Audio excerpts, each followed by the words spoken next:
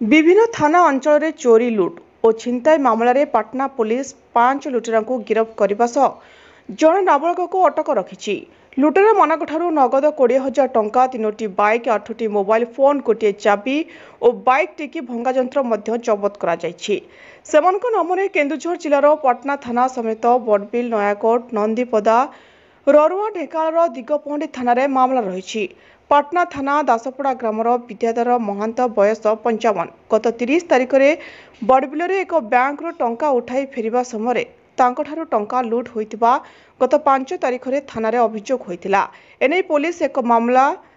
रुजु करी तदंत करा जाउथुवा बेले ए लुटेरा दल को गिरफ्त करिबारे सफल होइछि। घटगा एसडीपीओ प्रभात कुमार त्रिपाठी और पाटना थाना अधिकारी विभष्ट कुमार प्रधान बुधवार पाटना थाना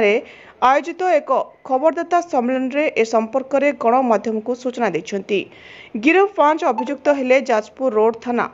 मुंडमल ग्रामर विक्की प्रधान बयस 23, समीर प्रधान बयस 19, संदीप प्रधान बयस 20, गंजाम जिला शाहपुरर ए जगन्नाथ बयस 40, छत्तीसगढ़ रायपुर थाना अरद्राबीर शिव नेतम ओरफ धुरु बयस 23। यह छड़ा घटना अन्य जड़े 12 वर्षर नाबालक ए दल में सामिल थिबा जଣାपड़ी। तांको जुवेनाइल कोर्ट रे हाजर करा जायछि। तो 5 तारिख दिन और पाटना थाना बड़बिली गाँव पाखे जड़े लोक से 17,000 टका बैंक आनी आसला दुर्वृत्त मैंने पैसा छड़े नहीं पड़े आमर केन्दुझर जिले में एमती आउ केतोटी ये टाइप प्रॉपर्टी ऑफेंस केस होता यहाँ आमर एसपी सार नजर को आसला से सांगे सांगे आमर आईआईसी पाटना सहित गोटे टीम फर्मेसन कले से टीम आमर गंजाम अनुगुल ढेंकानाल रायपुर 10 जाजपुर एवं आम जिला सबुआड़े रेड कर 5 जन लोक धरी से पाखु से 17,000 टका संपूर्ण भाव में रिकवरी होता सहित अन्य जो क्राइम करमर अच्छी बड़बिल थाना नयाकोट थाना नंदीपड़ा ररुआ ये सब थाना जो क्राइम कर भी आमर किसी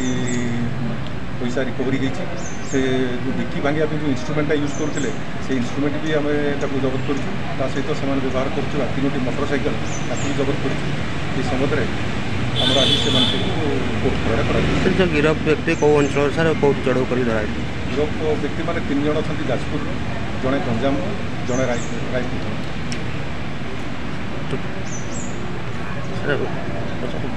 पाटनारू दशरथ बारिंग रिपोर्ट ज्योतिप्रभा न्यूज।